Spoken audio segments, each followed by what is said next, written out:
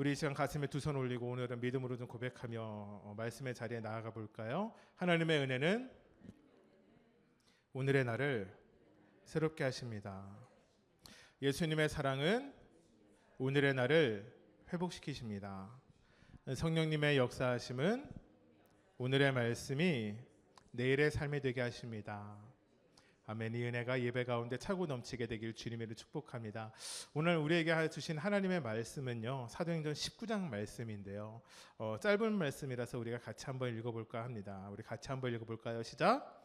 아볼로가 고린도에 있을 때 바울이 윗지방으로 다녀 에베소에 와서 어떤 제자들을 만나 이르되 너희가 믿을 때 성령을 받았느냐 이르되 아니라 우리는 성령이 계심도 듣지 못하였노라. 바울이 이르되 그러면 너희가 무슨 세례를 받았느냐 대답하되 요한의 세례니라. 바울이 이르되 요한의 회개 세례를 베풀며 백성에게 말하되 내 뒤에 오시는 이를 믿으라 하였으니 이는 곧 예수라 하거늘 그들이 듣고 세례를 받았으니 바울이 그들에게 안수함에 그들에게 임하심으로 방언도 하고 예언도 하니 모두 12사람쯤 되니라. 이 말씀은 우리에게 주신 하나님의 말씀입니다. 아멘. 여러분 혹시 이런 조금은 우스운 얘기 들어보셨어요? 짝퉁 가방, 명품 가방 구별하는 법이 있다. 혹시 들어보셨어요? 짝퉁 가방과 명품 가방. 이 이미테이션 제품이 워낙 많이 나와서 일어난 문제입니다. 이게 이미테이션도요, 뭐 A급이 있고 B급이 있고 C급이 있고 이런데 A급은 전문가가 봐도 구별이 안 된대요. 근데 아주 구별하기 쉬운 방법이 있다라고 해요. 여름철에 좋은데요. 비가 갑자기 올 때 그 사람이 어떻게 행동하는가 보면 된대요. 여러분 명품 가방은요 비가 오잖아요. 그럼 옷에 품고 뛴다고 합니다. 왜냐하면 너무 비싼 가방이기 때문이에요. 짝퉁 가방은요 머리 위에 지고 비를 그걸로 피하면서 간다고 하더라고요. 여러분 우리의 신앙의 모습에도 어쩌면요 좀 진짜가 있고 어쩌면 거짓된 모습이 있지 않을까 모르겠습니다. 제가 잘못된 신앙, 이단 이런 것에 대해서 이야기하는 게 아니에요. 예수를 믿고 교회에서 신앙생활을 하지만 우리 안에 그렇게 좀 잘못된 모습이 있지 않나. 여러분 진짜 믿음으로 살아가는 그리스도인들이 분명히 있어요. 여러분들이 그런 사람 되기를 주님의 축복해요. 이미 그렇게 살아가고 있으리라도 저는 믿습니다. 하지만 분명한 건 믿음으로 살아가지 못하는 그리스도인들도 있다라는 것이에요. 여러분 그러면 어떤 신앙의 모습으로 살아가는 것이 진짜 그리스도인의 모습일까요? 저는 여기에 이렇게 생각을 해보았습니다. 성령으로 살아가는 사람이 진짜 그리스도인이겠구나. 오늘의 말씀의 제목이 이렇습니다. 당신의 신앙생활에 무엇이 빠져 있나요? 여러분 우리가 신앙생활을 할 때요 종종 균형성에 맞지 않는 신앙생활을 할 때가 있습니다. 근데 그 중에서 오늘은 가장 중요한 것을 다루려고 해요. 바로 성령으로 살아가는 것은 무엇인가? 여러분 우리가 사도행전 말씀 나누고 있죠. 우리는 사도행전을 또 다른 이름으로 무엇이라고 부른다고요? 성령행전. 사도행전에 정말 성령의 역사가 참 많이 일어나고 있습니다. 여러분 그렇다면 성령으로 살아가는 사람은 어떤 사람일까요? 저는 이렇게 생각합니다. 성령으로 살아가는 사람은요 하나님이 정말 나와 함께 하신다라는 걸 믿으며 살아가는 사람입니다. 예수님이 나를 위하여 십자가에 돌아가시고 죽으시고 부활하시고 나와 영원히 함께 하신다라는 걸 믿는 사람입니다. 여러분 정말로 성령으로 살아가는 사람은요 내 안에 성령의 임재하심이 있어서 성령의 지배 아래 성령 하나님의 영향력 안에 살아간다 생각하며 살아가는 사람들이에요. 제가 고등학교 때 겪은 일이에요. 제가 모태신앙으로 태어났어요.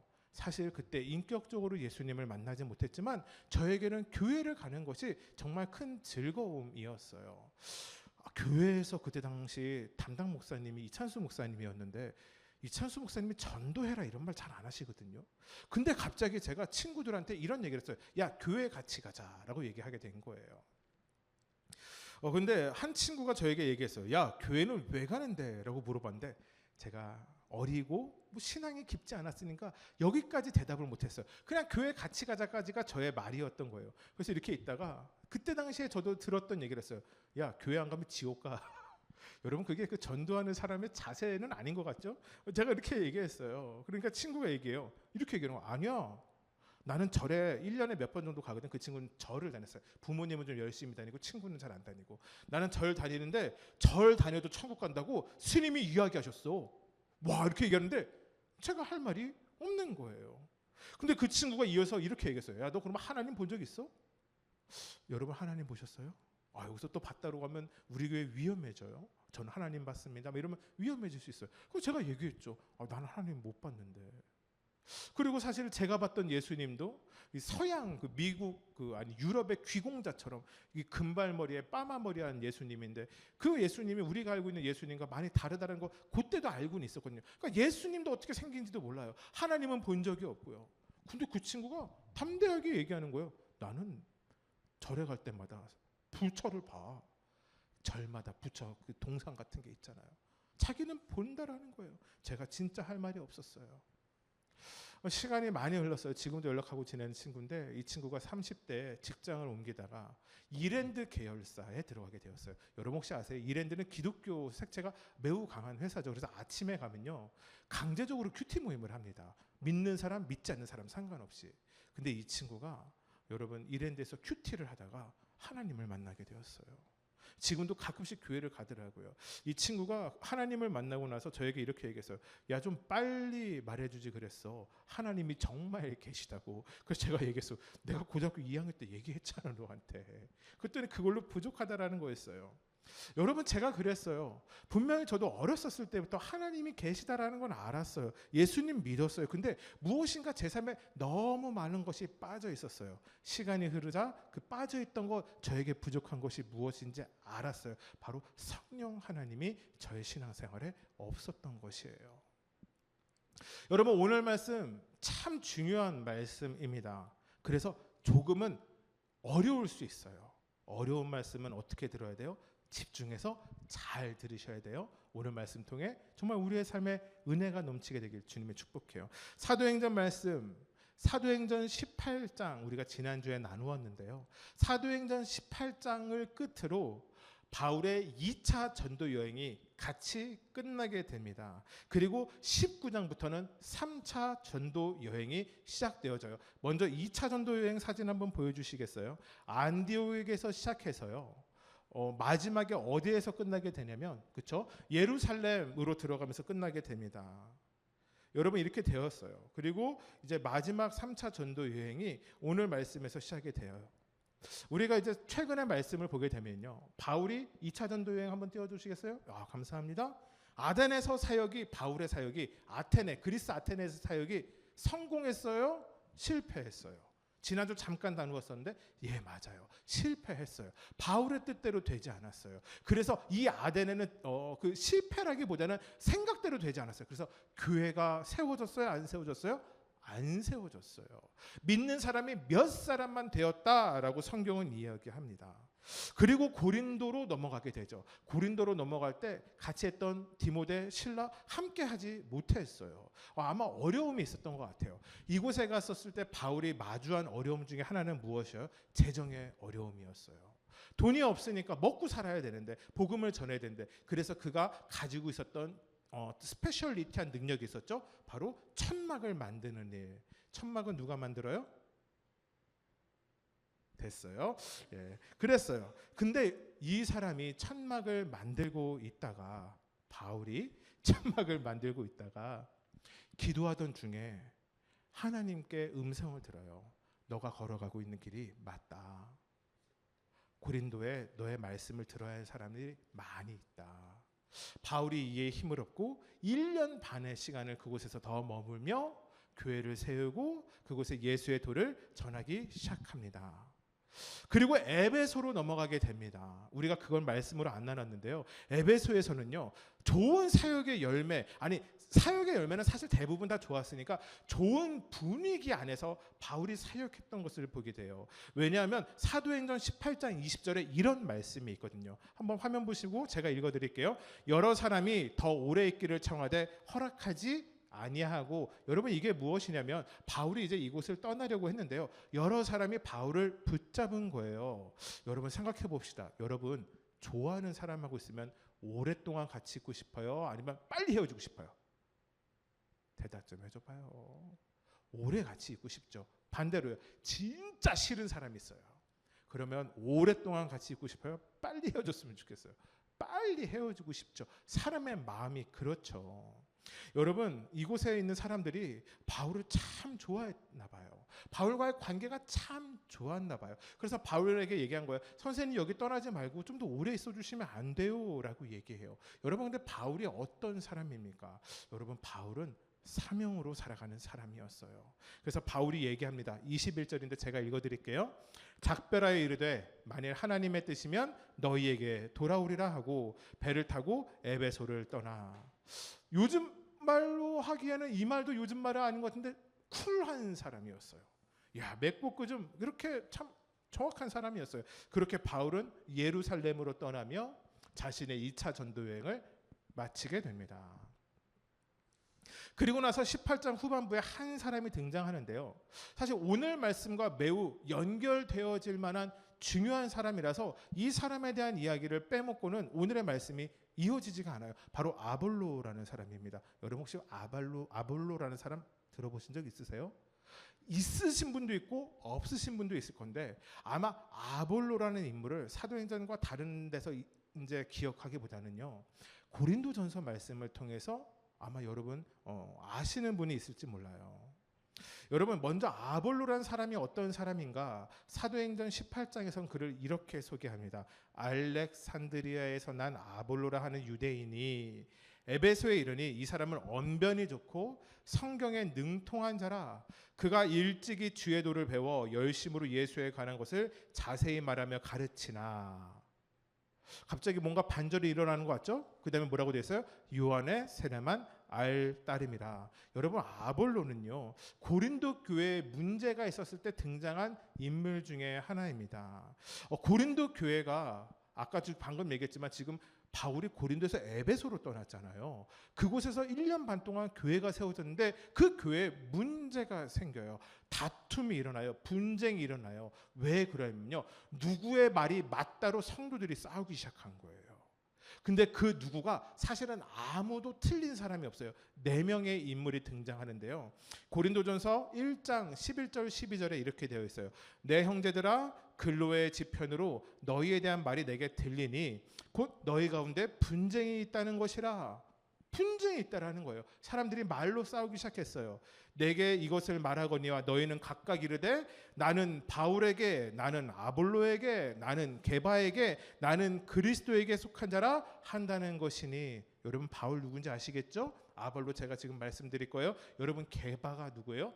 베드로의 이름이 게바예요. 여러분 그리스도는 누구예요? 예수님이 그리스도예요. 그러니까 사실 이 모든 사람들이 예수님의 제자들이에요. 근데 이들이 말하는 것이 그때는 신학적으로 다 같이 모여서 이것만 맞습니다, 이것만 진리입니다라고 얘기하지 않았던 때라서 말이 조금씩은 달랐나 봐요.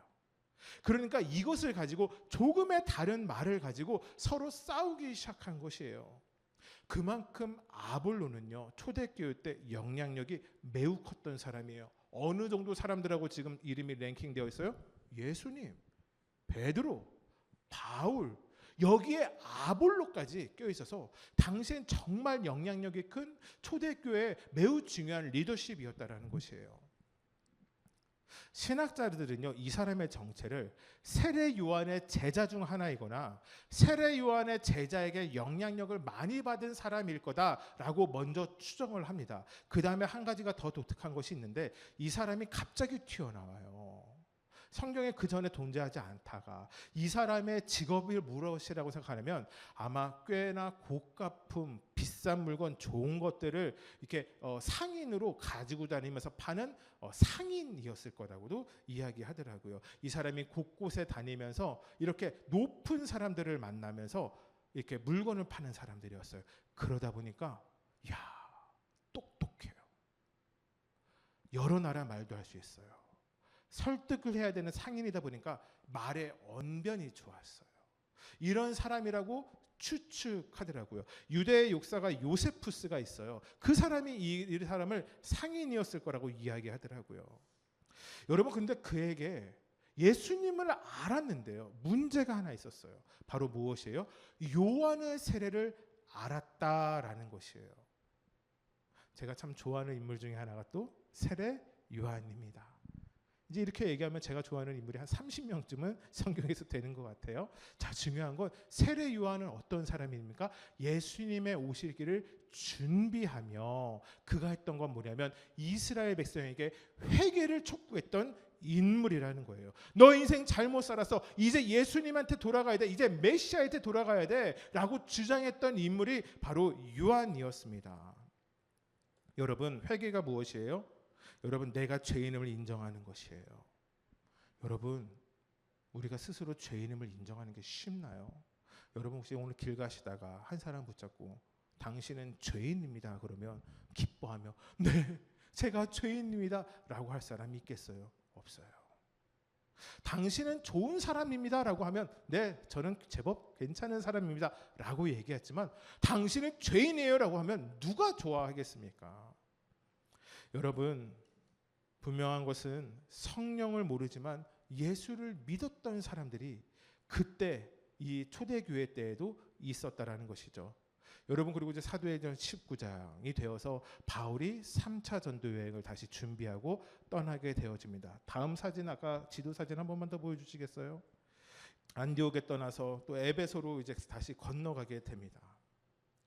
참 놀랐죠. 에베소에 있는 성도들이 분명한 것은 바울을 그렇게 붙잡았는데 다시 3차 전도 여행 시작했을 때 하나님의 말씀에 순종하여 그곳으로 나아가게 되었다라는 것입니다. 여러분, 그때 바울이 알지 못했던 사람들을 만나게 돼요. 성경은 그 사람들을 제자들이라고 얘기합니다. 여러분, 얼마나 반가웠을까요? 자신이 모르는 예수님을 믿는 사람들이 이 새로운 도시에 믿는 사람들이 늘어나고 있으니 그들을 만났었을 때 반갑지 아니하겠어요? 근데 문제가 있었어요. 2절 말씀 같이 읽어볼까요? 시작. 이르되 너희가 믿을 때에 성령을 받았느냐? 이르되 아니라 우리는 성령의 계심도 듣지 못하였노라. 여러분, 제자란 말은 아무에게나 쓰는 말이 분명 아닐 겁니다. 예수를 따르는 사람들에게 쓰는 말이죠. 여러분, 그런데 그들이 성령을 알았어요? 몰랐어요. 너무나도 이상한 그리스도인들이 등장했어요. 사랑하는 여러분 안에 성령 하나님이 계심을 믿으십니까? 아멘이십니까? 사실 그러면 여기서 이제 다 아멘 나오면 한 사람만 아멘 안 했거든요. 그럼 오늘 말씀은 이제 그 사람만 잘 들으면 될 것 같아요. 여러분, 우리의 삶에 우리가 구원받았습니까? 만큼 더 중요한 것이 내 안에 성령님이 계심을 믿느냐에 대한 문제입니다. 여러분, 성령님이 계시지 않으면 우리가 온전히 예수님을 믿지 못하기 때문이에요. 여러분, 그래서 바울은 로마서 8장 9절에서 이렇게 이야기합니다. 너희 속에 하나님의 영이 거하시면 성령이 너희 안에 있어야 너희가 육신에 있지 아니하고 영에 있나니 누구든지 그리스도의 영이 없으면 무서운 말이죠. 그리스도의 사람이 아니라. 성령이 임재하신 사람, 성령과 함께하는 사람이 예수님을 제대로 믿는 사람, 그리스도인이라는 것이에요. 여러분의 마음에 성령 하나님이 계십니까? 여러분, 많은 사람들이 교회를 다닙니다. 아무리 예전에 비해서 교회를 다니는 사람들의 숫자가 죽었다라고 해서 우리나라에서 가장 많은 종교를 이렇게 포함하고 있는 종교가 바로 기독교입니다. 참 무서운 것은요, 교회를 다닌다고 해서 모든 사람들이 예수님을 믿는 건 아니라는 것이에요. 제가 사랑의 교회 대학부를 다녔을 때예요. 한 달에 한 번 맨 마지막 주 토요일이 되면 리더 교육이 오후 4시 정도에 시작해서 6시 반 정도에 끝나는데요. 6시 반에 끝나가면 30분에서 1시간을 그때 당시 강남역 6번 출구, 지금은 변해서 뭔지 모르겠는데요. 그곳에 가서 제일은행이었어요. 제일은행 앞에서 노방전도를 매달 했어요. 그렇게 몇 년을 했어요. 가면 한 3, 40명, 많게는 60명, 70명이 나가서 기타 치면서 찬양하고 선포하고 하나님 당신 사랑하십니다 이런 거 막 외쳤었어요. 막 그러다 보면 막 어떤 분들 가다가 막 수고한다고 음료수도 사주시고, 누군가는 시끄러워 막 이렇게 하기도 하고, 막 누군가는 노래를 같이 따라 부르기도 하고, 막 그런 일들이 제 20대 중반에 있었던 참 은혜의 시간이었어요. 그렇게 다 같이 전도를 하고 나면요, 뿔뿔이 흩어져서 개개인에게 가서 복음을 전하기 시작했어요. 하나님 믿으세요. 정말 이렇게 전했어요.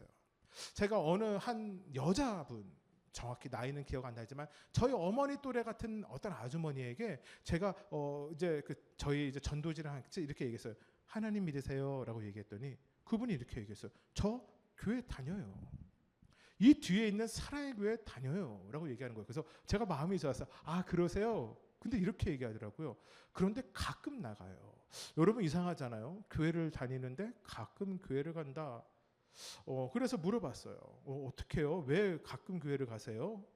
제가 클래식하고 합창 듣는 걸 참 좋아하는데 사랑의 교회가 성가대랑 이 오케스트라가 참 잘해요. 그래서 음악을 듣고 싶을 때면 교회에 나가서 음악을 들어요 라고 얘기하더라고요. 여러분, 그 아주머니는 교회를 나가시는 분이었어요. 1년에 몇 번 나가는지 모르겠어요. 그런데 그분은 예수님으로 인해서 교회를 가시는 분이 아니었어요. 그분은 음악을 듣기 위해서 교회를 가시는 분이었어요. 여러분, 정말 많은 사람들이요, 다른 목적을 가지고 교회를 갑니다. 여러분 혹시 이렇게 미국으로 이민을 가거나 이렇게 되면 교회를 안 다니던 사람들이 교회에 나가는 거 아세요? 왜냐하면 그곳에 가야 한국 커뮤니티 안에 속할 수 있거든요. 낙동강 오리알처럼 혼자 살아가는 거 좋아하는 사람이 없으니까 믿지 않는 사람도 교회를 가요. 예전에는 한국 유학생들이요, 다른 종교 다니더라도요, 유학을 가면 꼭 교회를 갔어야 돼요. 왠지 알아요? 유학생, 돈 없고 가난한 유학생들이 주일에 가면요, 불고기도 먹고 김치도 먹고 쌀밥도 실컷 먹고, 또 교회에서는 그런 유학생들한테 아유 이번 주 먹을 거 없지 하면서 먹을 것까지 챙겨서 주니까 믿음과 상관없이 배를 채우러 교회에 가는 사람들도 있었어요. 교회를 다니는 목적이 예수님이 아닌 사람들이 있다라는 것이에요. 사랑하는 성도 여러분, 여러분은 교회를 왜 나오셨나요? 예수님 때문에 임을 고백하시길 축복합니다. 여러분, 교회를 다닌다라고 하는 이야기는요, 어쩌면 예수님을 믿는다라는 이야기와 같지 않은 것 같아요. 참 잔인하죠? 우리는 지금까지 저 교회 다녀요 라는 말이 예수 믿어요 라는 말과 동일하다고 생각했는데, 사실은 교회를 다닌다라는 말은요, 예수를 믿는다와는 상관이 없을 수 있는 말이라는 것이에요. 그렇다면 우리는 어떻게 제가 예수님을 진짜 믿습니다 라고 이야기할 수 있을까요? 무엇으로 증명할 수 있을까요? 바로 이것이에요. 내 안에 성령 하나님이 계시느냐, 내가 성령의 임재 가운데 살아가고 있느냐. 여러분, 이것이 유일한 증거가 되기 때문입니다. 성령님이 우리 안에 계셔야 온전한 그리스도인입니다. 예수 안에 속한 사람이에요. 예수를 닮아가는 제자가 되는 것이죠. 성령이 아직 우리에게 임하지 않았다면 어쩌면 우리는 아직 그리스도인이라 불리우기는 조금 모자르진 않을까라는 생각이 듭니다. 이런 이야기가 있어요. 한 소매치기가요, 물건을 다 훔쳤어요. 물건을 훔쳐서 도망가는데 경찰한테 딱 걸린 거예요. 이 사람이 막 도망을 가다가 그날이 하필 주일이었나 봐요. 교회로 숨어 들어갔습니다. 근데 이 교회는 침례교였어요. 침례 의식을 행하고 있었어요. 여러분 혹시 침례교에서 침례 어떻게 하는지 보신 분 계세요? 못 보신 분도 있을까 봐 사진으로 준비해 봤어요. 교회 앞에다가 저렇게 수조 같은 거 설치해서 저기다 저렇게 하는데, 이 다음 장면, 이야, 싹 다 담궈요. 이게 침례예요. 이때 막 물 먹는 집사님들, 막 권사님들 엄청 막 무서워가지고 우와 막 이러면서 들어가시는 분들도 되게 많아요. 어쨌든 이런 침례 의식이 이루어지고 있었어요. 근데 이 강도가요, 침례식 중에 다시 접어주세요. 침례식 중에 은혜를 받은 거예요. 침례를 받게 되면 사실 침례와 세례는 동일하고 상황에 따라서 바뀐 거라서요. 이 얘기는 다음에 저희 교회에서 세례를 할 때 자세히 이야기해 드릴게요. 이 침례 예식 중에 은혜를 받게 된 거예요. 그래서 이 사람이 자신도 침례 받으면 안 됩니까 하고 목사님 앞에 걸어 나아갔어요. 이 사람이 누군지 알 수 없는 목사님이 당신은 예수님을 믿겠습니까? 그러니까 예수님 믿겠다고. 침례 받고 이제 그리스도인으로 모든 사람들 앞에서 공표하고 정말 그리스도인답게 살아가시겠습니까? 그렇게 살아가겠다고. 믿음이 그렇게 대단했던 거예요. 그래서 목사님이 이 사람을 침례탕에 놔두고 누이는데 갑자기 이 사람이 물속에 들어가다가 손을 이렇게 물 밖으로 내미는 거예요. 목사님이 왜 이러지 하고서 이렇게 손을 잡아서 내리려고 하는데 끝까지 못해서 이러고 있는 거예요. 그래서 다시 이제 올렸어요. 그리고 나중에 물어봤어요. 성도님 왜 손을 안 집어넣습니까? 그랬더니 제가 배운 게 도둑질이라. 나가면 다시 또 도둑질을 했는데 침례를 받으면 새 사람이 되어야 되는데 이 손은 이만큼은 남겨두고 세상 일을 하고 나머지는 예수님 믿는 사람으로 살고 그래서 이제 손을 다 안 집어넣었다라는 거예요. 여러분 이런 이야기 듣고 어느 목사가 그런 성도에게 뭐 세례를 줬냐 침례를 줬냐 이거로 따지시면 안 돼요. 예화예요. 중요한 것은 이것이죠. 우리의 삶이요. 우리의 삶이 예수님을 알고 예수님을 만나고 예수님을 믿어도 예전의 모습에서 변하고 싶어하지 않은 연약함과 악함이 우리의 삶에 동시에 존재한다라는 것이라는 거예요. 여러분 제가 믿는 것이 있습니다. 예수님을 믿다면 우리의 삶은 변합니다. 여러분 아멘이십니까? 여러분 성령님이 임재하신 삶은 분명히 달라집니다. 이유는 간단해요. 우리의 삶이 우리 스스로에서 예수님을 믿게 되면 예수님으로 삶의 주인이 변화하게 되기 때문입니다. 여러분 제가 만약에 이렇게 성일교하고요. 성령 받으십시오. 성령 충만하십시오. 그리고 찬양합시다. 성령 받아라. 성령 받아라. 이러고 오늘 예배 끝나면 사실 참 간단한데요. 참 제가 무책임한 목사다라는 생각이 들었어요. 성령을 받는다라는 것이 중요하기 때문이에요. 여러분 성령이 무엇일까요? 여러분 우리가 사도행전 말씀을 쭉 들으면서 이제 머리로는 성령이 무엇인지 대충은 알게 되었어요. 근데 아직 경험되지 않는 우리의 삶이 있는 것이죠. 여러분 먼저 성령은요 신약에 갑자기 갑툭튀한 존재가 아니에요. 구약에서부터 창조 때부터 이미 예수님과 하나님과 같이 했던 분이시기 때문입니다. 구약에서 성령이 임한 사람들이 있었어요. 여러분 이스라엘 백성을 이끌었던 모세에게 하나님의 영이 임합니다. 모세가 죽고 여호수아가 가나안을 상대로 전쟁을 해야 했을 때 두렵고 떨렸었을 때 그에게 하나님의 영이 임합니다. 여러분 실패의 대명사처럼 불리우는 삼손 사사 중 한 명인 삼손에게도요 하나님의 영이 임하여 하나님의 사명을 감당합니다. 여러분 초대 왕국 첫 번째 왕 사울에게도 하나님의 영이 임하고요 하나님을 사랑한다 고백했던 다윗에게도 하나님의 영이 임합니다. 여러분 이스라엘 백성들이 하나님의 말씀을 떠나 하나님의 말씀을 대언했던 선지자들 여러분 이사야, 예레미야, 에스겔에게도 하나님의 영이 임재했습니다. 분명 구약에선 선택된 몇 사람들에게 제한적으로 임시적으로 성령이 임했다라는 것이죠. 그러니 예수님이 오시기 전까지 성령이 임하는 것은요 모든 사람들에게 해당되어지는 것이 아니었습니다. 하지만 예수님이 오시고 나서 이 문제가 변해요. 예수님이 말씀하시죠. 내가 아버지께 구하겠으니 그가 또 다른 보혜사를 너희에게 주사 너희와 영원토록 함께 있게 하리니. 여러분 이 말씀이 예수님이 하신 말씀이에요. 너희에게 다른 보혜사를 주는데 이 보혜사가 너에게 잠시 임시적으로 제한적으로 임하는 것이 아니라 영원토록 너희와 함께할 성령 하나님을 너에게 주겠다라고 얘기한 것이 바로 예수님의 약속이었다라는 것이에요. 여러분 오순절이 되었을 때 예수님의 말씀에 순종하여 120명의 사람들이 마가의 다락방에 있었죠. 여러분 그들이 모두 성령을 받게 됩니다. 여러분 그 성령을요 사도행전 2장 38절 39절에 이렇게 이야기하는데요. 유진 피터슨의 메시지 성경으로 준비했는데 같이 한번 읽어볼까요? 시작. 베드로가 말했다. 삶을 고치십시오. 하나님께로 돌아와 여러분 각자가 예수 그리스도의 이름으로 세례를 받으십시오. 그러면 여러분의 죄가 용서받습니다. 그리고 성령을 선물로 받으십시오. 이 약속은 여러분과 여러분의 자녀들은 물론이고 멀리 있는 모든 사람들까지 우리 주 하나님께서 부르시는 사람이면 누구에게나 해당됩니다. 성령을 어떻게 받습니까? 무엇으로 받습니까? 선물로 받으십시오 라고 이야기합니다.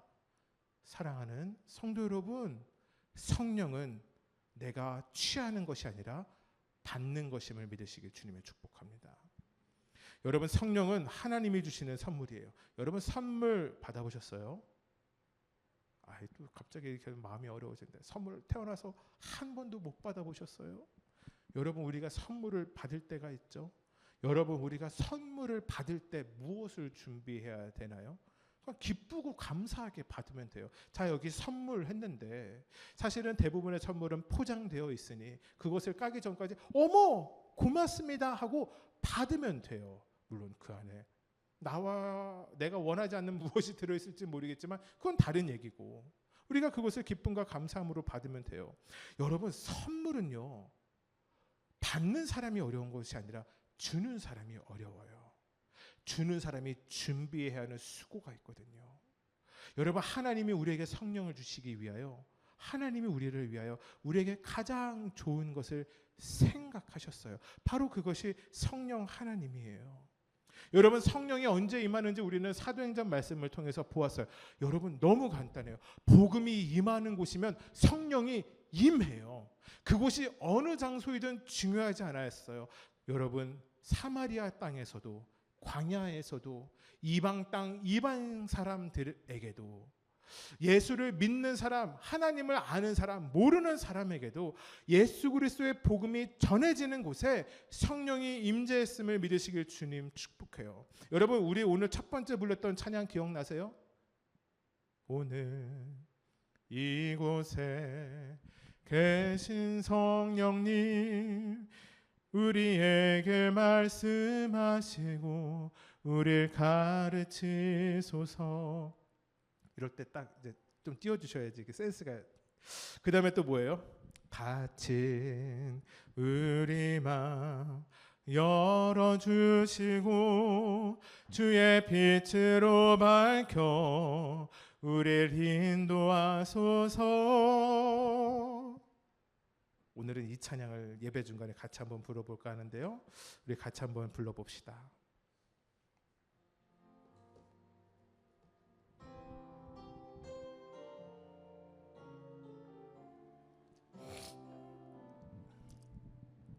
우리 가슴에 두 손 모으고 오늘 이곳에 계신 성령님 우리에게 말씀하시고 우리를 가르치소서.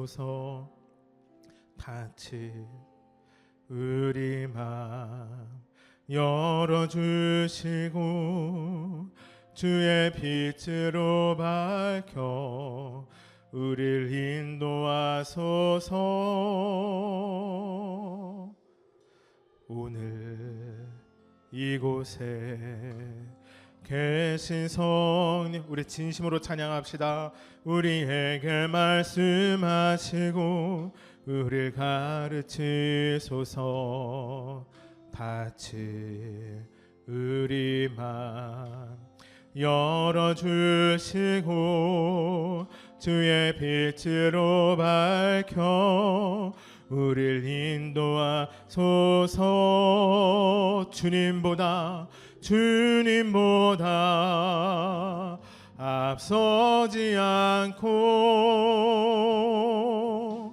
겸손하게 주님의 말씀 기다리니 주님 손에 우리를 드립니다. 사랑으로 인도하소서.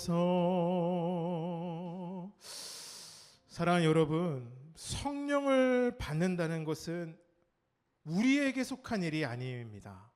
그래서 우리에게 어려운 일이 아닙니다.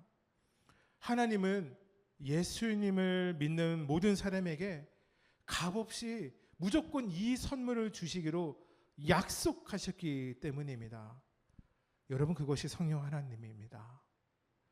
여러분, 그래서 여러분에게 축복하는 것이 있으니 이미 여러분 안에 계신 성령님이 여러분과 함께 숨쉬며 살아갈 수 있도록 여러분 거룩해지십시오. 여러분 성령 충만해지십시오. 여러분, 이곳에 있던 제자들이요, 성령 하나님을 몰랐어요. 성령 하나님을 몰랐다라는 얘기는 엄밀히 이야기하면 예수님을 모른다라는 이야기예요. 그분이 어떤 분이신지 머리로만 알고요, 예수님에 대해서 전혀 모르는 거예요. 그래서 바울이 4절 오늘 본문에서 이렇게 얘기합니다. 바울이 이르되 요한이 회개의 세례를 베풀며 백성에게 말하되 내 뒤에 오시는 이를 믿으라 하였으니 이는 곧 예수라 하거늘. 여러분, 우리가 알아야 하는 것이 있습니다. 교회를 다니며 교회 다니는 사람처럼 행동하는 거 너무 중요하게 생각하지 않아요? 경건하게 찬양도 잘하고 남들 앞에서 말씀 읽으라고 하면 틀리지 않게 말씀도 막 잘 읽고 대표기도 하게 되면 막 수려하게 하고 이거 봉사 저거 봉사 헌금도 이것저것 다 하고 남들에게 손가락질 받는 것이 아니라 남들에게 칭찬받는 모습으로 살아간다면 예수님을 잘 믿는 것 아닐까라는 생각이 들지만, 여러분, 신앙생활에서 중요한 것은요, 예수님을 믿는 거예요. 예수님을 잘 아는 거예요. 정말로 예수님이 나를 위하여 죽으셨다는 사실 앞에서 여러분, 매일 눈물을 흘릴 수 있는 사람들, 매일 감사할 수 있는 사람들, 그래서 내가 오늘 하루를 살아가는 것이 사명으로 살아가는 것이다 라는 것을 깨닫는 사람들, 여러분, 이것이 바로 온전히 예수님을 따라가는 사람들의 모습입니다. 그리고 그렇게 되어지길 여러분의 삶을 축복합니다. 말씀 마무리하기 원해요. 고린도전서 12장에는요 이런 말씀이 있어요. 성령이 아니면 그 누구도 예수님을 주로 고백할 수 없습니다. 제가 이거를 정말 믿음 없었을 때 이런 생각을 해봤어요. 길을 가다가 아무나 붙잡고 당신 혹시 절 다니나요? 네, 절 다녀요. 그러면 요거 한번 글로 써서 읽어보라는 거예요. 예수님은 나의 주님이십니다. 이거 한번 읽어보세요. 그러면 돈 10,000원 드릴게요. 여러분, 그러면 사람들이 그거 읽을까요? 못 읽을까요? 읽어요.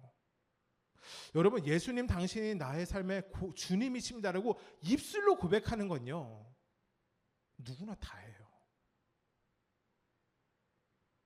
여러분, 그런데 이 고백이 성령이 우리에게 임할 때 얼마나 위대한 고백이 되는지 아십니까? 제가 예전에 한번 말씀드렸었는데 로마에 화재가 일어났어요. 로마의 3분의 1 이상이 탔었죠. 그때 황제가 네로였어요. 근데 이 황제가 너무나도 로마의 피해가 너무 심해지니까요, 이것을 누가 했는지 범인을 잡아야 되는 거예요. 사실 본인이 일으켰다라고 많은 역사학자들이 추측하거든요. 그때 얘기해요. 그리스도인들이 불질렀다. 여러분, 그때 그래서 로마에서 그리스도인들을 잡아가기 시작해요. 근데 그때 어떻게 잡아갔는지 아세요? 당신 예수 믿어? 라고 얘기했어요. 그래서 네, 예수님 믿습니다. 그러면 잡아가서 죽는 거예요. 여러분, 그들이요 세상을 바라보며 세상의 소망을 두며 살아갔다면, 예수 믿어 라는 말에 네, 예수 믿어요 라고 하면 죽음을 맞이한다면, 여러분, 그들이 무엇이라 얘기해야 됩니까? 아니요, 저 예수님 안 믿어요. 여러분, 근데 그들이 무엇이라고 고백합니까? 네, 제가 예수를 믿습니다. 주님이 나의 구주이십니다. 예수님만이 나의 주인 되십니다. 여러분, 그들이 그러고 죽음을 맞이해요. 다시 한번 얘기해 볼까요? 성령이 아니면 그 누구도 예수님을 주라 고백할 수 없습니다. 여러분, 이 말씀에는 이런 상황이 있었던 거예요. 입으로만 거짓말하면 피해갈 수 있는 그 상황 가운데 예수님 안에서 살아가는 사람들은요, 성령께 붙잡힌 바 되어서 살아가는 사람들은요, 자신의 삶보다 목숨보다 예수님을 선택하는 사람들이었다라는 것이에요. 이런 얘기가 있어요. 어렸었을 때 한 백인이 시골에 갔었을 때 어린 백인 친구가 인디언 친구를 만나게 됐어요. 시간이 흘러서 그 백인 친구가 백인 청년이 되었고요. 인디언 친구를 자신이 살고 있는 뉴욕으로 초대를 합니다. 참 거기서 이렇게 화려한 그런 뉴욕을 걸었을 거예요. 그렇게 화려한 뉴욕을 걷다가 그들이 마주한 것이 있었어요. 바로 무엇이냐면 높은 빌딩, 그 다음에 수많은 차들. 여러분 그거를 보면서 백인 친구가 얘기해요. 야, 여기 정말 화려하지 않아? 여기 너무 좋지 않아? 근데 갑자기 인디언 친구가 이렇게 얘기하는 거예요. 야, 귀뚜라미 소리 들리지 않아? 백인 친구가 얘기해요. 야, 지금 무슨 뉴욕에서 귀뚜라미 얘기를 해? 야, 여기 뉴욕이야, 뉴욕. 그러자 이 인디언 친구가 아니야. 여기 분명 귀뚜라미 소리가 들리는 것 같아. 그리고 한 골목에 풀숲을 뒤지니까 그곳에 진짜 귀뚜라미가 있었어요. 이 백인 친구가 놀랐어요. 야, 너 진짜 대단하다. 너 어떻게 이 소리를 들었어? 라고 물으니까 이 인디언 친구 얘기해요. 아니야, 나 그렇게 대단한 친구 아니야. 그러더니요, 다시 그 도로에 뉴욕에 그 수많은 차들이 있는 대로가로 나가서요, 주머니에 있는 동전을 잡아다가 도로에서 떨어뜨립니다. 쨍그랑 쨍그랑 쨍그랑, 짤랑 짤랑 짤랑, 이런 소리가 났겠죠. 그때 그 시끄러운 그 수많은 차들이 달리고 있는 뉴욕에서 사람들이 그 소리에 반응해서 다 동전 떨어지는 것을 보는 거예요. 그때 친구가 얘기합니다. 사람은 자신이 관심 있어 하는 소리에만 귀 기울여. 나는 자연의 소리에 늘 관심이 있거든. 그리고 뉴욕의 사람들은 돈에 관심이 있어. 그래서 돈 소리에만 예민하게 반응하는 거야. 사랑하는 성도 여러분, 우리가 예수님을 믿었었을 때 우리 안에 성령님이 선물로 주어졌다는 사실을 믿으셔야 합니다. 그렇다면 이제 우리가 살아가야 되는 것은 우리의 관심을 세상이 아니라 성령 하나님께 두며 살아가야 되는 것이에요. 그 성령 하나님께 두며 살아갈 때 여러분, 그분이 우리를 변화시켜 주실 것입니다. 우리가 변화되면 우리의 가정이 변하고 우리가 머무는 곳이 변하고 이 나라가 변해요. 정말 주님 꿈꾸시는 이 세상 만들어가는 저와 여러분 되길 주님의 이름으로 축복합니다. 아멘. 오늘 우리 같이 찬양 좀 하기 원하는데요. 우리 성령이 오셨네. 우리 같이 찬양하기 원합니다.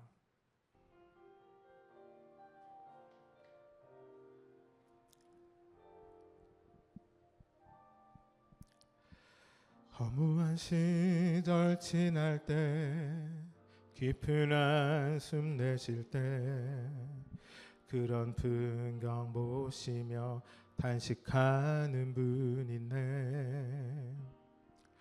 그와 같이 너희를 버려두지 않으리. 내가 너희와 영원히 함께하리라.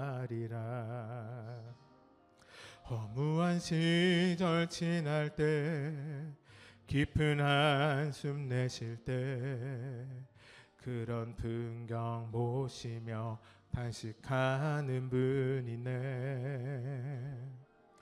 그와 같이 너희를 버려두지 않으리. 내가 너희와 영원히 함께하리라. 성령이 오셨네. 성령이 오셨네. 내 주에 보내신 성령이 오셨네. 우리 인생 가운데 주님 찾아오셔서 그 나라 꿈꾸게 하시네. 억눌린 자 갇힌 자, 자유함이 없는 자, 피난처가 되시는 성령님 계시네. 주의 영이 계신 곳에 참 자유가 있다네. 진리의 영이신 성령이 오셨네. 아멘. 성령이 오셨네. 성령이 오셨네. 예, 보내신 성령이 오셨네. 우리 인생 가운데 진이 찾아오셔서 그 나라 꿈꾸게 하시네. 억눌린 자 갇힌 자 자유함이 없는 자 피난처가 되시는 성령님 계시네. 주의 영이 계신 곳에 잠자유가 있다네. 진리의 영이신 성령이 오셨네. 우리 같이 믿음으로 성령이 오셨네. 성령이 오셨네. 내 주에 보내신 성령이 오셨네. 우리 인생 가운데 진이 찾아오셔서 그 나라 꿈꾸게 하시네. 성령이 오셨네.